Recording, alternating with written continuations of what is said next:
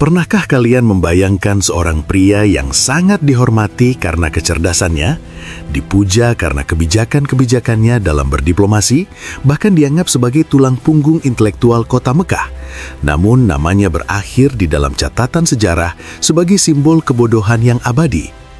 Inilah kisah Amru bin Hisham, pria yang awalnya dijuluki Abu Hakam atau Bapa Kebijaksanaan. Namun sejarah lebih mengenalnya sebagai Abu Jahal, sang musuh bebuyutan dakwah Rasulullah Muhammad SAW. Kematiannya di Lembah Badar bukan sekadar akhir dari sebuah nyawa, melainkan runtuhnya sebuah kesombongan di tangan mereka yang dianggap lemah. Sebelum kita menyelami lebih dalam sejarah yang menggetarkan jiwa ini, pastikan teman-teman sudah menekan tombol subscribe dan aktifkan lonceng notifikasi agar tidak ketinggalan serial sirah lainnya. Jangan lupa klik tombol like sebagai bentuk dukungan terhadap konten edukasi sejarah Islam. Dan coba tuliskan di kolom komentar, dari daerah mana teman-teman sedang menonton video ini. Mari kita saling menyapa di kolom komentar. Amru bin Hisham bin Mughirah al-Makhzumi lahir pada tahun 572 Masehi. Ia berasal dari Bani Makhzum, salah satu kabilah paling berpengaruh dan terpandang di dalam suku Quraisy. Di masa mudanya, ia bukan sembarang orang. Ia adalah seorang negosiator ulung dan memiliki pemikiran yang sangat tajam. Masyarakat Mekah memberikan penghormatan tertinggi kepadanya dengan gelar Abu Hakam. Di dalam majelis Darun Nadwah, tempat para pembesar Quraisy berkumpul, pendapat Amru bin Hisham selalu didengar dan menjadi penentu kebijakan. Namun segala kecerdasan itu seketika tertutup oleh awan gelap saat cahaya Islam mulai bersinar. Ketika Nabi Muhammad SAW mulai menyebarkan risalah tauhid, Amru bin Hisham bukannya menggunakan kecerdasannya untuk menelaah kebenaran, ia justru menggunakan segala daya dan upayanya untuk memadamkan cahaya tersebut. Perubahan sikap ini digambarkan oleh para sejarawan bukan karena ia tidak tahu bahwa Muhammad adalah orang yang jujur. Sebaliknya, ia sangat sadar bahwa apa yang dibawa oleh Rasulullah adalah kebenaran. Dalam sebuah riwayat yang syahih dikisahkan bahwa Al-Mughirah bin Syu'bah pernah bertemu dengan Abu Jahal dan Rasulullah SAW di sebuah jalan di Mekah. Rasulullah mengajak Abu Jahal untuk masuk Islam, namun Abu Jahal menjawab dengan penuh kesombongan, "Wahai Muhammad, apakah engkau tidak akan berhenti mencaci Tuhan-Tuhan kami? Jika yang engkau inginkan hanyalah agar kami bersaksi bahwa engkau telah menyampaikan risalah, maka kami bersaksi bahwa engkau telah menyampaikannya. Demi Allah, aku tahu bahwa apa yang dia katakan adalah benar. Akan tetapi ada hal yang menghalangiku. Bani Qusay, kaum Nabi, memegang kunci Ka'bah. Mereka memegang izin memberi minum jamaah haji, mereka memegang kepemimpinan, dan sekarang mereka memiliki seorang Nabi. Lalu apa yang tersisa bagi Bani Makhzum, kaum Abu Jahal?" Inilah akar dari segalanya. Hasad atau rasa dengki dan fanatisme kesukuan yang buta. Itulah mengapa Rasulullah kemudian mengganti gelarnya menjadi Abu Jahal yang berarti bapa kebodohan. Bukan bodoh secara intelektual, melainkan bodoh karena menolak kebenaran meski sudah berada di depan mata. Tahun 624 Masehi menjadi puncak dari ketegangan antara kaum muslimin di Madinah dan kaum musyrik di Mekah.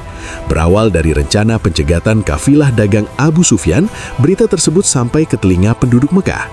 Abu Jahal melihat ini sebagai kesempatan emas untuk menghancurkan kaum muslimin untuk selama-lamanya.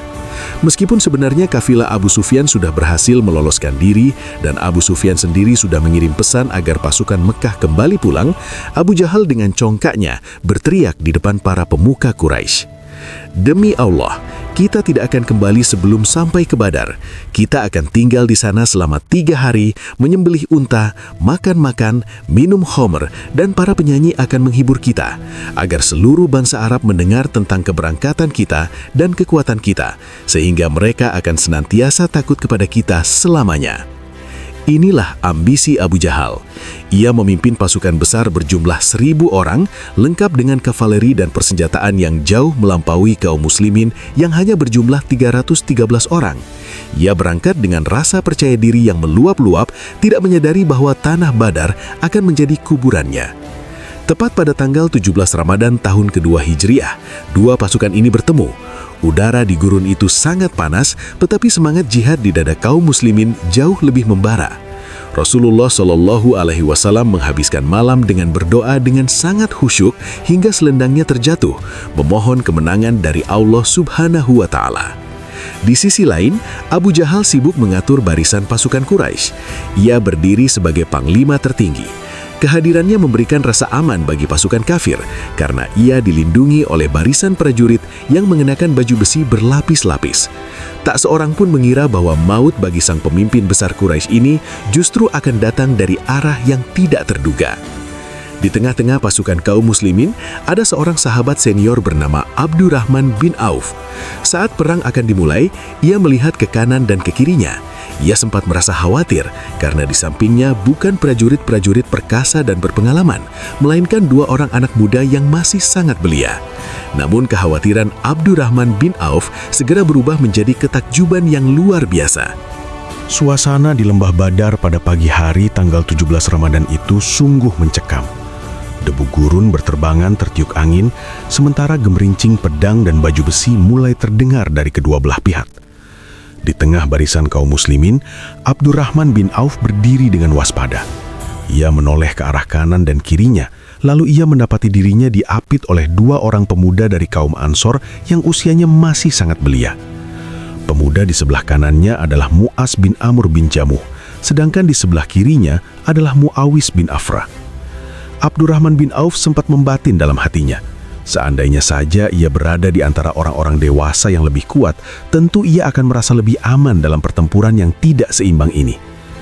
Namun, ketenangan pagi itu pecah ketika salah satu dari pemuda tersebut menyenggol lengan Abdurrahman bin Auf secara sembunyi-sembunyi agar tidak terdengar oleh pemuda yang lainnya. Dengan nada suara yang penuh rasa ingin tahu namun tegas, pemuda itu berbisik, "Wahai paman, tunjukkanlah kepadaku yang manakah yang namanya Abu Jahal."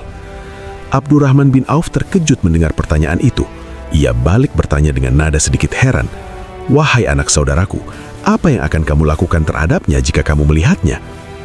Pemuda belia itu menjawab dengan kalimat yang menggetarkan hati siapapun yang mendengarnya. "Aku telah berjanji kepada Allah Subhanahu wa Ta'ala bahwa jika aku melihat Abu Jahal, aku tidak akan membiarkan bayanganku berpisah dengan bayangannya sampai salah satu di antara kami ada yang mati terlebih dahulu. Aku mendengar bahwa dialah orang yang paling sering mencaci maki dan menyakiti Rasulullah Muhammad SAW."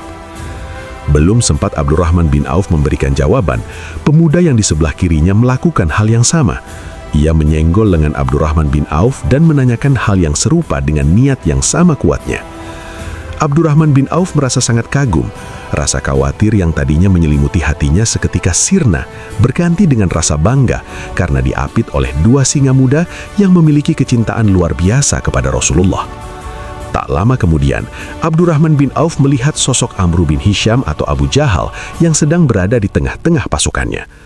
Abu Jahal tampak begitu pongah, duduk di atas kudanya sambil dikelilingi oleh barisan pengawal yang mengenakan baju besi lengkap. Pasukan itu seolah-olah menjadi benteng berjalan yang tidak mungkin ditembus. Abdurrahman bin Auf kemudian menunjuk ke arah kerumunan tersebut dan berkata kepada kedua pemuda itu, "Lihatlah ke sana, itulah orang yang kalian cari-cari, itulah musuh Allah yang kalian tanyakan tadi."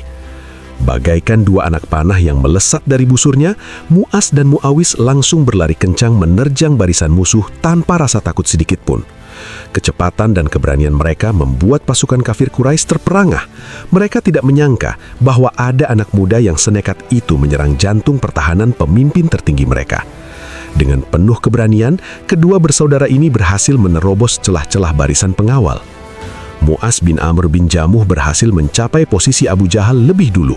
Dengan satu ayunan pedang yang sangat kuat, ia berhasil menebas kaki Abu Jahal. Tebasan itu begitu keras hingga kaki sang pemimpin Quraisy itu terputus dan ia terjatuh dari kudanya. Namun dalam momen yang sangat cepat itu, anak Abu Jahal yang bernama Ikrimah bin Abu Jahal yang saat itu masih berada di barisan kafir membalas serangan tersebut. Ikrimah menebas bahu Mu'az hingga lengannya hampir terputus dan hanya tergantung oleh selembar kulit saja. Mu'az yang luar biasa tabah terus bertempur seharian dengan lengan yang tergantung itu, sampai akhirnya ia merasa terganggu dan menginjak lengan itu dengan kakinya, lalu merobeknya agar ia bisa terus bertarung membela Islam. Sementara itu, Mu'awis bin Afra juga tidak tinggal diam. Ia terus memberikan serangan bertubi-tubi kepada Abu Jahal yang sudah tersungkur di tanah tidak berdaya. Dalam pertempuran yang sangat sengit itu, Mu'awis bin Afra akhirnya gugur sebagai syahid di medan Badar setelah mendapatkan luka-luka yang sangat parah dari para pengawal Abu Jahal. Walaupun kedua pemuda ini tidak sempat melihat hembusan nafas terakhir Abu Jahal secara langsung karena kondisi perang yang kacau, namun serangan mereka lah yang menjadi penyebab utama tumbangnya sang diktator Makkah tersebut. Pertempuran terus berkecamuk dengan hebatnya. Abu Jahal yang sudah terluka parah dan tidak bisa lagi berdiri, ditinggalkan oleh pasukannya yang mulai kocar-kacir melarikan diri karena melihat tanda-tanda kekalahan. Ia tergeletak di padang pasir di antara tumpukan mayat-mayat pasukannya. Keangkuhan yang tadi pagi ia pamerkan kini berubah menjadi rintihan kesakitan yang menyedihkan. Allah Subhanahu wa Ta'ala menunjukkan bahwa orang yang paling menyombongkan kekuatannya bisa dirubuhkan oleh dua orang anak muda yang hanya mengandalkan keimanan di dalam dada mereka. Rasulullah Muhammad SAW kemudian memerintahkan para sahabat untuk mencari keberadaan Abu Jahal di antara tumpukan mayat. Beliau ingin memastikan nasib musuh besar Islam tersebut. Disinilah takdir mempertemukan Abu Jahal dengan salah satu orang yang paling sering ia rendahkan dan ia siksa di Makkah dahulu, yaitu Abdullah bin Mas'ud. Abdullah bin Mas'ud adalah seorang pria yang bertubuh kecil dan lemah secara fisik, namun memiliki kedudukan yang sangat mulia di sisi Allah karena ketaatannya. Setelah pertempuran besar di Lembah Badar mulai mereda dan kemenangan mulai terlihat nyata di pihak kaum muslimin, Rasulullah Muhammad SAW bersabda kepada para sahabatnya, "Siapakah di antara kalian yang mau mencari tahu apa yang terjadi dengan Abu Jahal?" Mendengar perintah tersebut, seorang sahabat yang bertubuh mungil namun memiliki hati sekuat singa, Abdullah bin Mas'ud, segera bergegas menuju medan pertempuran yang masih berserakan dengan jasad manusia dan bangkai kuda. Abdullah bin Mas'ud melangkah dengan waspada di antara tumpukan mayat pasukan kafir Quraisy. Matanya menyisir setiap sudut tanah hingga akhirnya ia menemukan sosok yang dicarinya. Di sana, tergeletak di atas pasir yang panas, Amru bin Hisham atau Abu Jahal dalam keadaan yang sangat mengenaskan. Kedua kakinya telah hancur dan ia tidak mampu lagi menggerakkan tubuhnya. Namun napasnya masih tersengal-sengal, menunjukkan bahwa sisa-sisa kehidupan masih ada di dalam dadanya yang penuh dengan kebencian. Melihat musuh besar Allah itu sudah tidak berdaya, Abdullah bin Mas'ud mendekatinya. Ia teringat akan segala penyiksaan dan penghinaan yang pernah dilakukan Abu Jahal kepada dirinya dan kaum muslimin lainnya di Mekah dahulu. Abdullah bin Mas'ud kemudian menaruh kakinya di atas leher Abu Jahal, sebuah tindakan yang melambangkan keruntuhan martabat seorang penguasa zalim di bawah kaki orang yang dahulu dianggapnya rendah. Dalam kondisi sekarat, kesombongan Abu Jahal ternyata belum juga sirna. Ia membuka matanya dan melihat Abdullah bin Mas'ud berdiri di atasnya. Dengan suara yang parau, Abu Jahal justru berkata dengan penuh keangkuhan, "Sungguh, engkau telah menaiki tempat yang sangat sulit, wahai penggembala kambing kecil." Ia masih merasa bahwa dirinya adalah seorang bangsawan tinggi, sementara Abdullah bin Mas'ud hanyalah seorang penggembala rendahan. Abdullah bin Mas'ud kemudian bertanya kepadanya, "Apakah engkau sekarang sudah menyadari bagaimana Allah menghinakanmu, wahai musuh Allah?" Abu Jahal menjawab dengan kata-kata yang mencerminkan kekerasan hatinya hingga akhir hayat. "Dengan apa ia menghinakanku? Apakah ada orang yang lebih mulia daripada orang yang mati dibunuh oleh kaumnya sendiri? Katakan padaku, bagi siapa kemenangan hari ini?" Abdullah bin Mas'ud menjawab dengan tegas, "Bagi Allah dan Rasul-Nya." Mendengar jawaban itu, Abu Jahal tetap tidak mau tunduk. Ia bahkan sempat meminta agar kepalanya dipenggal di bagian bawah leher agar tampak besar dan gagah saat dipamerkan nantinya. Abdullah bin Mas'ud tidak memedulikan permintaan konyol itu. Dengan satu ayunan pedang yang mantap, Abdullah bin Mas'ud memenggal kepala Abu Jahal, menyudahi riwayat hidup sang pemimpin kezoliman tersebut. Ia kemudian membawa kepala itu dan menghadap Rasulullah Muhammad SAW. Saat melihat kepala Abu Jahal, Rasulullah Shallallahu Alaihi Wasallam berucap, Allahu Akbar, segala puji bagi Allah yang telah menepati janjinya, memenangkan hambanya dan menghancurkan pasukan sekutu dengan sendirian. Beliau kemudian menambahkan sebuah kalimat yang akan dikenang sepanjang masa. Inilah Fir'aun bagi umat ini. Sebagaimana Fir'aun menolak dakwah Nabi Musa alaihi salam, Abu Jahal adalah tokoh yang paling keras menolak kebenaran Islam di zamannya. Setelah peperangan benar-benar usai, terdapat 70 orang dari kaum kafir Quraisy yang tewas dan 70 orang lainnya menjadi tawanan. Di antara mereka yang tewas adalah tokoh-tokoh besar seperti Utbah bin Rabi'ah, Syaibah bin Rabi'ah, dan Umayyah bin Khalaf. Rasulullah Shallallahu Alaihi Wasallam memerintahkan agar jenazah-jenazah kaum musyrikin itu dikumpulkan. Karena tanah di Badar sangat keras dan cuaca sangat panas, tidak mungkin untuk menggali lubang satu persatu. Maka mereka semua, termasuk Abu Jahal, dimasukkan ke dalam sebuah sumur tua yang kering di area Badar yang dikenal dengan nama Qalib. 3 hari setelah pertempuran, sebelum pasukan muslimin bertolak kembali ke Madinah, Rasulullah Shallallahu Alaihi Wasallam mendatangi bibir sumur tersebut. Para sahabat mengikuti di belakang dengan penuh tanda tanya. Rasulullah kemudian berdiri di hadapan tumpukan mayat tersebut dan mulai memanggil nama mereka satu persatu. Wahai Abu Jahal bin Hisham, wahai Utbah bin Rabi'ah, wahai Syaibah bin Rabi'ah, wahai Umayyah bin Khalaf, apakah kalian telah mendapati apa yang dijanjikan oleh Tuhan kalian itu benar? Karena sesungguhnya aku telah mendapati apa yang dijanjikan oleh Tuhanku kepadaku adalah benar. Suasana mendadak hening. Para sahabat terkejut mendengar Rasulullah berbicara dengan mayat-mayat yang sudah mulai membusuk. Umar bin Khattab radhiyallahu anhu kemudian memberanikan diri untuk bertanya, Wahai Rasulullah, mengapa engkau berbicara dengan jasad yang sudah tidak memiliki ruh di dalamnya? Rasulullah Muhammad SAW menoleh dan menjawab dengan sabda yang menakjubkan. Demi Allah yang jiwaku berada di tangannya, kalian tidak lebih mendengar perkataanku daripada mereka. Hanya saja mereka tidak mampu memberikan jawaban. Pelajaran besar dari kisah ini adalah bahwa kebenaran akan selalu menang melawan kebatilan. Tidak peduli seberapa besar kekuatan fisik yang dimiliki oleh kebatilan tersebut. Abu Jahal adalah peringatan bagi setiap manusia tentang bahaya kesombongan intelektual dan fanatisme buta. Ia memiliki segala syarat untuk menjadi pengikut Nabi yang hebat. Ia cerdas, kaya, dan berpengaruh. Namun, ia memilih untuk menutup mata karena rasa dengki. Kematian Abu Jahal di tangan 2 pemuda Ansor, Mu'adz dan Muawiz, serta eksekusi akhirnya oleh Abdullah bin Mas'ud memberikan pesan yang sangat kuat.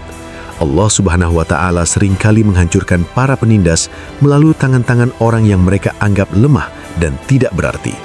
Ini adalah bukti bahwa kemuliaan hanya milik Allah dan diberikan kepada siapa saja yang mau tunduk kepadanya. Perang Badar berakhir dengan kemenangan gemilang yang mengubah peta sejarah dunia. Sebanyak 14 sahabat gugur sebagai syahid dalam peristiwa ini. Namun darah mereka menjadi benih bagi tersebarnya Islam ke seluruh penjuru bumi. Sedangkan bagi Abu Jahal dan kawan-kawannya, Lembah Badar menjadi saksi bisu atas kerugian yang nyata, baik di dunia maupun di akhirat kelak. Kisah ini akan terus diceritakan dari generasi ke generasi sebagai motivasi bagi umat Islam untuk tetap teguh berdiri di atas kebenaran, sesulit apapun rintangannya. Demikianlah seluruh rangkaian kisah lengkap mengenai Abu Jahal dan peristiwa Perang Badar, dan meningkatkan kecintaan kita kepada perjuangan Rasulullah Muhammad SAW beserta para sahabatnya. Semoga kita semua dapat mengambil hikmah dari setiap kejadian sejarah yang terjadi di masa lalu untuk bekal kita di masa depan. Terima kasih bagi teman-teman yang sudah menyimak dari awal hingga akhir. Jangan lupa untuk membagikan video ini kepada kerabat dan teman-teman lainnya agar manfaatnya semakin luas. Sampai jumpa di kisah inspiratif sejarah Islam berikutnya. Wassalamualaikum warahmatullahi wabarakatuh.